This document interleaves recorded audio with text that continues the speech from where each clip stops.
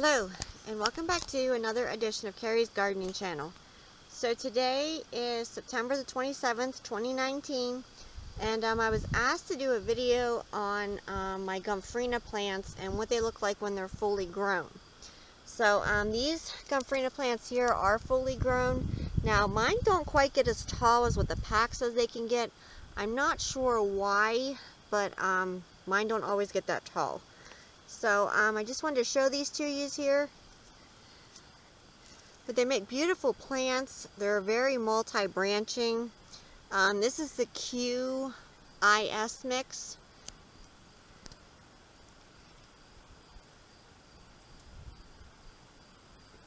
And you can see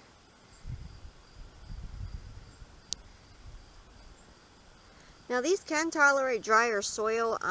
This planter right now is dry, and I've been trying to keep it watered. We got a little bit of rain yesterday, and I thought, you know, for sure that this planter would be nice and wet, but no, it dried out on me pretty quick.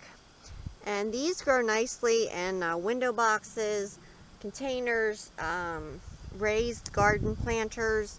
They look really pretty in flower beds when you mass plant them. And they remind me of little gumdrops. And I love the colors of them. I love the texture of them. You can see they have the little white tiny blossoms in them here. And you can see they branch off.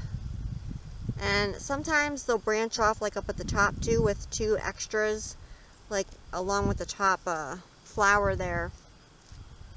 And these do like full sun. They grow best in full sun. And an all-purpose plant food fertilizer works great for them. You can see here. Now, when you take these off, they do continue to keep blooming. Now, this bloom here is pretty well spent. You can see it's starting to kind of turn a little tan color. So this one here is pretty much done. But these are still real nice and pretty here. And it's a beautiful addition to your flower gardens, into your container plantings.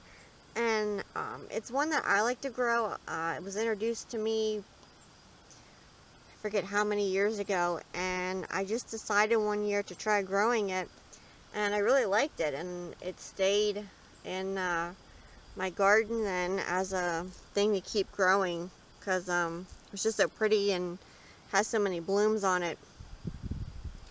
Now your Gomphrena plants are annuals, and I'm growing mine in Pennsylvania in zone 5B, and you want to put these out after the danger of frost has passed. So like if you just get your plants from the nursery or something like that and they're calling for danger of frost, go ahead and put them in a protected area like inside your house or a heated garage or something like that, because you definitely want to make sure that you protect them from a frost, because it'll take them right out.